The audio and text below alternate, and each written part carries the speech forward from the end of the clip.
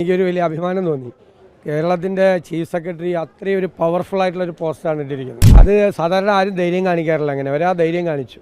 പക്ഷെ നമ്മൾ മനസ്സിലാക്കേണ്ടത് ഇത്രയും ഉന്നതമായ പദവിയിലിരിക്കുന്ന കേരളത്തിൻ്റെ ചീഫ് ഓഫ് സ്റ്റാഫായ ഒരു സീനിയർ IAS ഉദ്യോഗസ്ഥയ്ക്ക് പോലും അങ്ങനെ എഴുതേണ്ടി വന്നു എന്നുള്ളതാണ്. അപ്പോൾ കേരളം വലിയ പുരോഗമന കേരളമാണ് എന്നൊക്കെ നമ്മൾ അഭിമാനിക്കുന്നെങ്കിലും ഒരുപാട് പേരുടെ മനസ്സുകളിൽ യാഥാസ്ഥിതികമായ ചിന്ത, എന്താണ് കറുപ്പിൻ്റെ കുഴപ്പം, കറുപ്പിന് എന്താ കുറവ്? ഞാൻ പറഞ്ഞില്ല, എൻ്റെ അമ്മയുടെ നിറവും കറുപ്പായിരുന്നു ഞാൻ പറഞ്ഞു. എനിക്ക് ചെറുപ്പത്തിലെ സങ്കടം അമ്മയുടെ പോലത്തെ കറുപ്പാകാൻ പറ്റിയില്ലല്ലോ എന്നാണ്. കറുപ്പിന് എന്താ കുഴപ്പം? അത് തിരിച്ചു ചോദിച്ചു എന്നുള്ളതാണ് ആ പോസ്റ്റിന്റെ ഏറ്റവും വലിയ ഒരു പ്രസക്തി. ചിന്തിക്കുന്നത് പോലും പൊളിറ്റിക്കലി ഇൻകറക്റ്റ് ആണ്.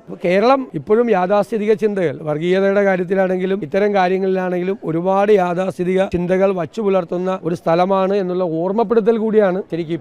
ഇപ്പോൾ സോഷ്യൽ മീഡിയയിലെ ചില കമന്റുകൾ ശ്രദ്ധിച്ചാൽ എത്ര വികലമായ മനസ്സുകളാണെന്ന്. പണ്ട് റെയിൽവേ സ്റ്റേഷനിലെ ടോയ്ലറ്റിലും പബ്ലിക് ടോയ്ലറ്റിലൊക്കെ അശ്ലീലം എഴുതി വെക്കുകയായിരുന്നു ആളുകൾ. ഇപ്പൊ അവിടെ ഒന്നും കാണാറില്ല അശ്ലീലം, കാരണം അവരെല്ലാം സോഷ്യൽ മീഡിയയിലുണ്ട്.